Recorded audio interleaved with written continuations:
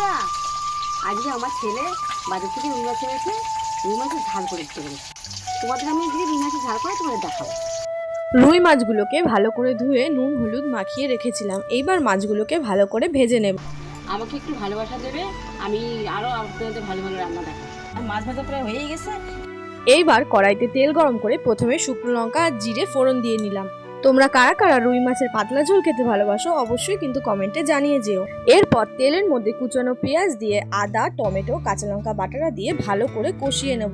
এবার পরিমাণ মতন লবণ হলুদ লঙ্কার গুঁড়ো দিয়ে আবার একটু ভালো করে কষিয়ে নেব। ভালো করে মশলাটা কষানো হয়ে গেলে এর মধ্যে আলুগুলো দিয়ে দেবো। আর আলুগুলো কিন্তু আগের থেকে সেদ্ধ করে রেখেছিলাম।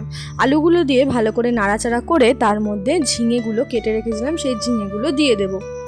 আরও একবার সবকিছুকে ভালো করে মশলার সাথে কষিয়ে নেব। কষানো হয়ে গেলে পরিমাণ মতন জল দিয়ে ঝোলটাকে ঢেকে দেবো খানিকক্ষণ। ঝোলটা যখন ফুটতে শুরু করে দিয়েছে, এবার ভেজে রাখা মাছগুলোকে ঝোলের মধ্যে দিয়ে এবার একটু ফুটিয়ে কিছুক্ষণ পর নামিয়ে নিলেই রেডি রুই মাছের ঝোল। গরম ভাতে পরিবেশন করুন।